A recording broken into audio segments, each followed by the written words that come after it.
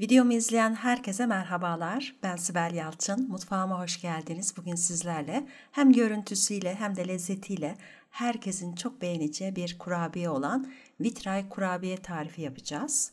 Hepinize keyifli seyirler dilerim.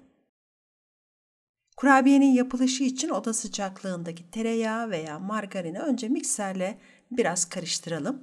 Şeker içerisine hapsetmesi daha kolay olsun diye. Daha sonra da toz şekeri yavaş yavaş yağ ile birlikte mikserle karıştıralım.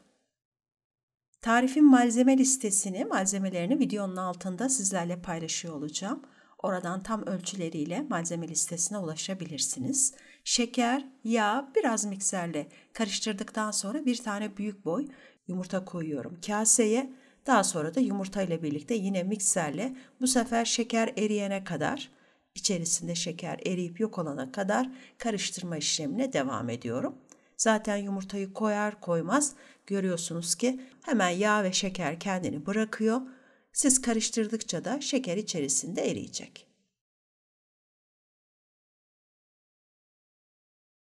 Şimdi karışımın içerisine önce bir çay bardağı mısır nişastası ve bir paket vanilyayı koyup mikserle biraz karıştıracağım. Daha sonra da ununu ilave edeceğim.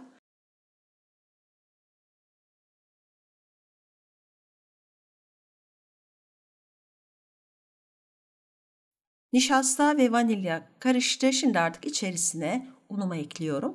Önce 3 su bardağı unu kasenin içerisine alacağım ve mikserle karıştırmaya devam edeceğim. En son safhada elimle yoğurma işlemine geçeceğim.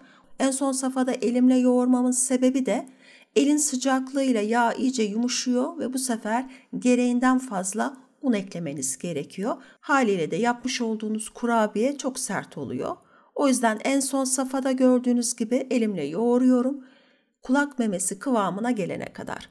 Kulak memesi kıvamına gelir gelmez de hem un koymayı hem de yoğurmayı bırakıyorum.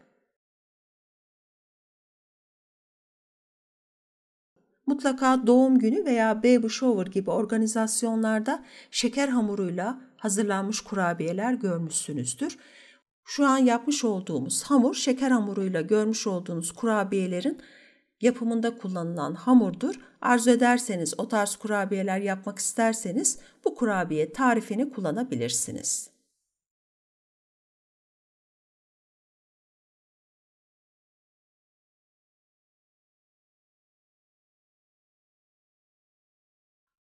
Hamur dilediğim kıvama geldi. Şimdi üzerine streç film kapatıp yaklaşık 20-30 dakika kadar buzdolabında dinlenmeye bırakıyorum.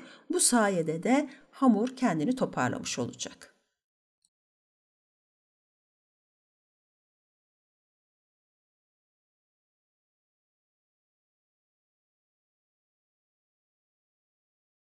Hamur buzdolabında dinlenirken biz de işin en keyifli, en renkli safhasına geçeceğiz. Şekerlerimizi mutfak robotundan geçireceğiz. Sert şeker kullanıyoruz. Dilediğiniz renkte şeker kullanabilirsiniz. Blenderdan geçirelim ve hamuru buzdolabından çıkaralım. Şekeri blenderdan geçirdikten sonra çok fazla bekletmemek gerekiyor. Kasenin içerisine durdukça birbirine yapışıyor çünkü şeker. Ben şekerleri blenderdan geçirene kadar hamur da buzdolabında dinlendi. Buzdolabından çıkarttığım hamuru şöyle bir yoğurduktan sonra biraz elimle açıp daha sonra yağlı kağıt üzerine alacağım.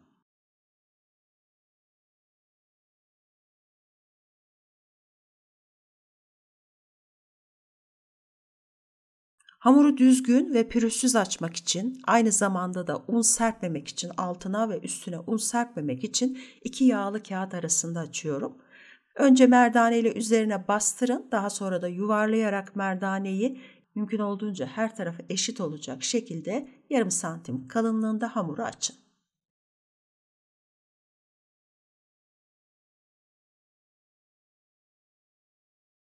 Hamurum hazır. Bu tarifin yapılışı çok keyifli demiştim. O yüzden çocuklarınızla da bu kurabiyeyi yapabilirsiniz. Ben 4-5 çeşit kurabiye kalıbı kullanarak sizlere kurabiye piştiğinde nasıl bir şekil aldığını göstermek istedim. Onun için 4-5 çeşit kurabiye kalıbı kullandım.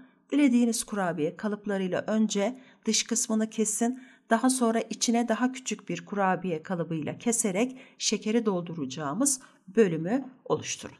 Şekeri koyacağınız bölüm ne kadar büyük olursa o kadar hem görüntü olarak hem de yerken kıtır kıtır lezzet olarak daha güzel oluyor.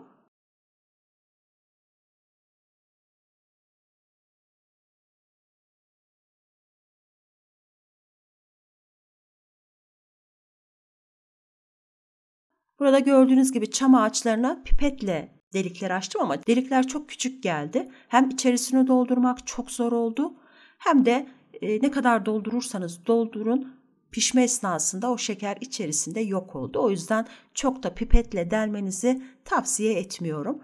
Ben yalnızca denemek için yaptım ama çok memnun kalmadım.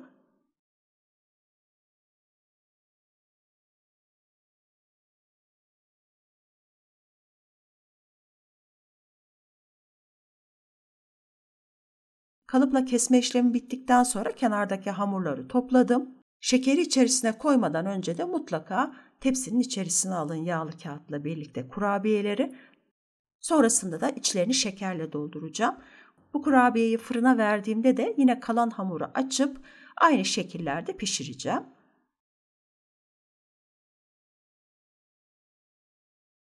Vitray kurabiye tarifinin çocukların doğum günleri için de çok güzel bir alternatif olduğunu düşünüyorum. Hazırlayacağınız konsepte uygun olarak seçeceğiniz kurabiye kalıbı, yine konseptinize uygun renklerde kullanacağınız şekerle eminim çocuklar bu kurabiyeye bayılacaklar.